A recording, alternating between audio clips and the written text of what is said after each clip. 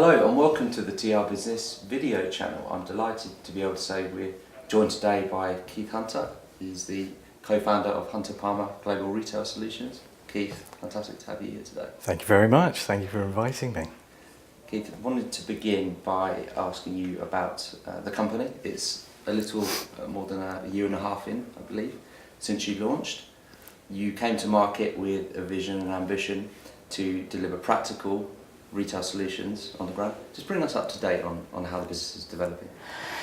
Well, very well so far. I think when we started our venture with myself and Nick Goddard-Palmer, it was with a view to fill in some of those gaps that we felt existed, and really that stemmed from our days in the business as operators, but also working closely with brands, working closely with airports.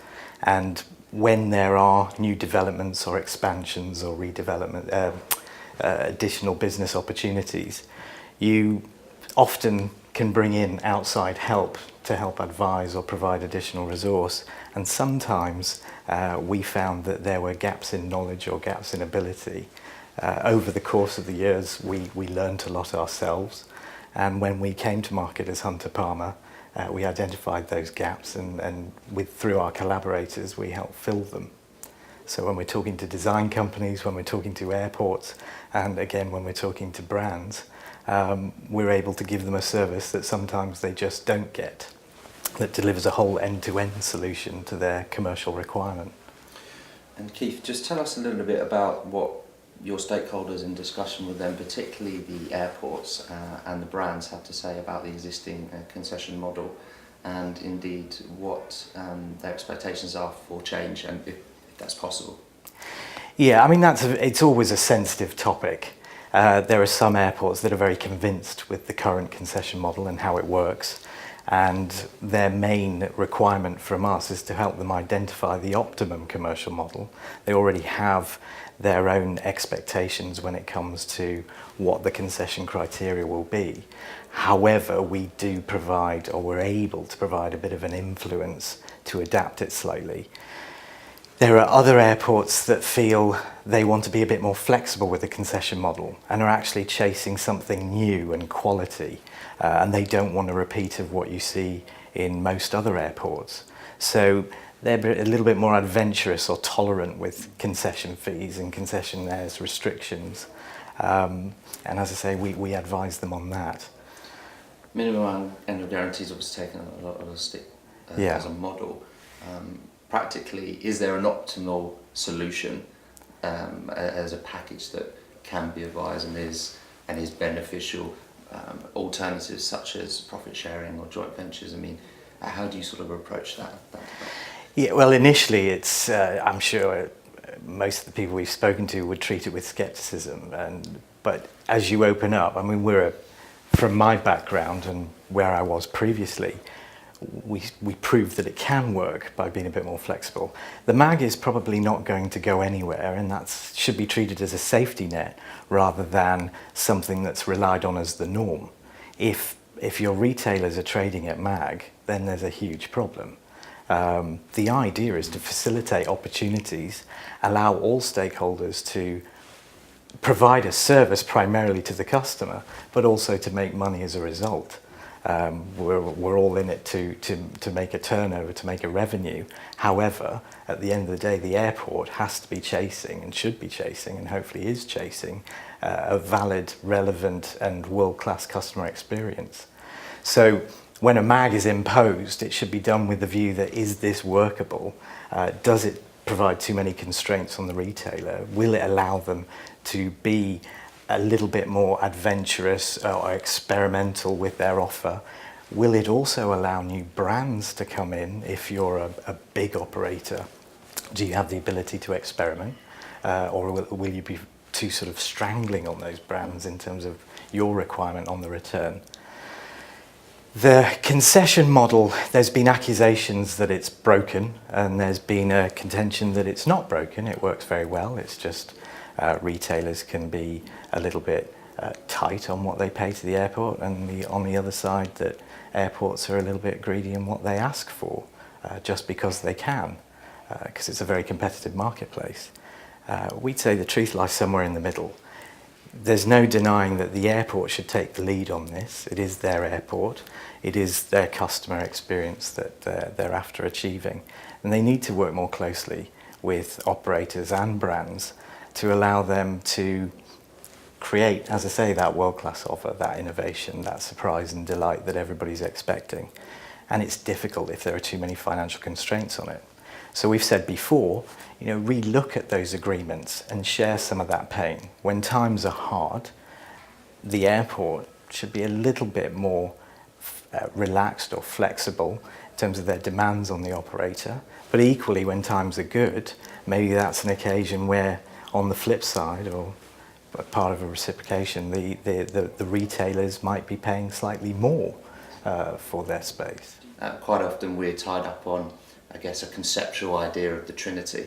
But ultimately, it comes down to what the brands want and what the airports want in terms of actually delivering that experience. So I just wanted to understand from your point of view, in the conversations you've had, whether or not your clients feel that is being achieved. Do you feel that there is enough accountability being taken? I understand. Yes and no. I mean, of course, it's going to vary around the world. There are some excellent models and relationships that work very well. What we found, and I suppose the whole reason why we've been engaged, is where they find there actually is a little bit of a disconnect. It doesn't quite work. We've had both sides, where maybe the airport's had too much accountability in the operator and the brands want more. But I would say, and my opinion has pretty much been consistent on it, and Hunter Palmer's opinion is consistent on it, that the airport should have that accountability, because overall they're responsible for all the services delivered to passengers as they're coming through, to the customers coming through, and therefore they need to help control that amongst all the stakeholders, make sure everybody has a shot at not just delivering a service but also generating a viable return on their investment to even set up and provide the service. Airports are the main facilitators of the relationships between all the stakeholders. If you treat everybody in isolation, you won't capitalise on the maximum opportunity that is available in every airport. Airports themselves, airport management, can create or help create a relationship between the operators in the airlines and the operators in the other services throughout the airport, and come up with new abilities to maximise on revenue, but also improve service to all aspects of the airport, whether it's through car parking, holiday booking, car hire, advertising, lounge service, food and beverage, and retail itself. They should all be working more closely together, and the airport is the one that would coordinate that. The airport is the one that can influence that. One contention of late has been that we are, as an industry, quite risk averse in terms of bringing to market new ideas and particularly new products. Clearly seeing it with the brands that are investing quite heavily, there's an expectation for the retailers to actually perhaps take a more flexible approach rather than looking at MAG and rent. What's your take on that? Are we a risk averse industry? Yeah, absolutely, and sometimes justifiably so. It's incredibly difficult to work or operate within an airport environment. It's incredibly volatile. Anything and everything affects the industry. And everything that happens within an airport environment will have an effect on the retail proposition or the food and beverage offer. It could have a negative influence, and has done in the past in certain locations. But we're always encouraging, or we're always being criticised for not providing something new, for replicating across the board. And the larger you are, the more in danger you are of just replicating without tailoring to the exact opportunity in that particular location. I know of many brands, and fortunately we're engaged by some of the brands even at the show today, who are new this year or were new last year, trying to break into travel retail, trying to create or establish new partnerships with big operators and or airports directly, and they're struggling just to get an audience, because invariably they're greeted with here's a menu of criteria especially focused on the financial aspect of becoming involved in that particular airport, and they just can't afford to even start. I think if we're a little bit more tolerant and allow them to at least come in and try trial it, doing trial pop-ups with new brands and giving them an avenue to come in and experiment. And then if it works for both parties, you can then get down to a serious negotiation of, well, these are our terms and conditions, and you'll know full well whether that's viable for you or not, either as an airport or as a brand or an operator. There's a revolving door discussion, if I could put it that way, in terms of the use of big data and technology, and at times it doesn't always justify, I feel, further discussion in regards to what particular partners are doing, because it should be omnipresent. It should be something that is very much embedded into the plans of what the retailers and suppliers are doing. What's your take on big data? The use of it, the discussion around it. Is it particularly a false dawn to continually focus on that, and we really just need to get down to actually implementing? Again, it's that happy mixture of both. Big data is a term that's bandied around everywhere. The reality is there's a lot of data out there that provides you with knowledge of what's happening within your airport or what's happening within your business as an operator. All that information is extremely valuable. It will help you shape your offer going forward, but also help you capitalize on what you've got right now. And it helps benchmark whether you're going down the right route or not. Sometimes it's all well and good to be collecting as much data as possible, but more importantly, what are you going to do with it? And again, that's another gap that we try and help fill with our clients. Data is incredibly important. Technology is on the rise, obviously. It's there. It should be employed and engaged in everything that we're doing, everything that we're planning. But it's not the be-all and end-all. At the end of the day, you've got people coming through your stores, customers coming through, expecting some form of service and experience, and 9 times out of 10, they want to spend money. Sometimes they just don't know how. The data itself, as I say, is something that should be shared. And again, the collection of that data should be coordinated by the airport. It should be shared amongst the other stakeholders, and vice versa. That should be reciprocated as well. And only then will we be able to determine whether or not we've got it right, we've got the right offer in place, we've got the right criteria in place. So yeah, it's incredibly important that it's always in there. The trick is understanding how do you collect that big data? Who do you turn to? What type of solution do you engage with or employ? What platform do you start with that links up all the stakeholders?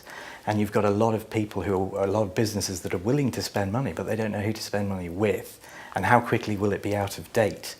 And there's not necessarily enough guidance in the marketplace to say, well, here's a tried and tested solution. You are guaranteed to make more money. Right now, we're in this experimentation and haze of there's so many different ways of engaging or applying technology, data. What do we do? And again, we need to help navigate them through that. And how do you get around that, Keith? Because it's very difficult, obviously, to quantify return on investment through the use of data. There's a lot of new technology coming to the market. How do you approach that when you discuss a strategy for your clients? Well, that is one of the hardest conversations. Invariably, who we've certainly been engaging with to date is being fortunate that they've already started thinking about it. And it's more a case of validating what they've got or determining that that's actually not going to deliver in 2 years. However, what we try and be very clear about is if you're expecting an immediate return on that investment, you're kidding yourself. This is something that is a long-term view investment that you need to employ.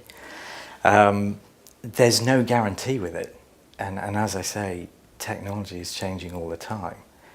But going back to big data, if you have that data, you'll know where you are. You'll know if that approach is working.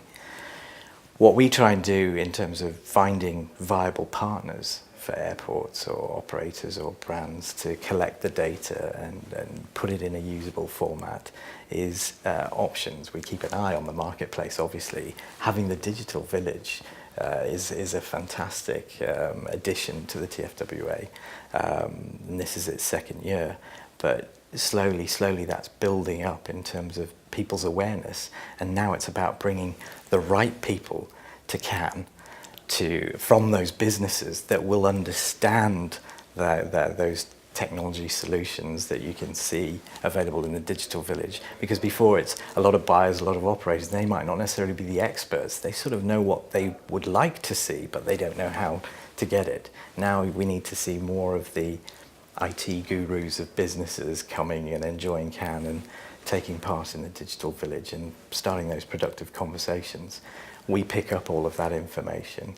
We have a series of potential partners for people that are able to provide an end-to-end platform or just a singular solution for one particular area of focus. It has to be tailored to what does that client need. What are they after? Finally, Keith, then, what's going to be your strategic approach for Hunter Palmer moving into next year, given you've got the fan base now? What will be your priorities, and how really do you seek to achieve them? I mean, our main priority is getting into the airport at the earliest stage possible of development. And I think, as with any new venture, it's you're breaking into a market, and whether we're well known or not, you need to get those conversations going. What we find invariably, even before we set up, is you've got airports that have already gone down the master planning route. They've already identified a designer to come in and design their duty-frees or food and beverage offer, and then it's begging the question, has it been validated in terms of its use itself? You know, is it relevant? Is it fit for purpose? And sometimes you're shoehorning in an offer that it wasn't in mind when it was designed. So our main aim, our main strategy is to get in at the very early stages of master planning of any redevelopment or any new build or any, you know, just commercial development that an airport or an operator is having, and have an influence at the earliest stage, so we can avoid some of the pitfalls that we've all fallen into. I mean, when I've done it personally in the past, we haven't got everything right. The benefit I have is that through experience we know what went wrong, and to avoid those. So the earlier we can get in on some of those development opportunities, the better. Well, we'll be watching this space with interest. Keith, thank you so much for your time today. Thank you very much.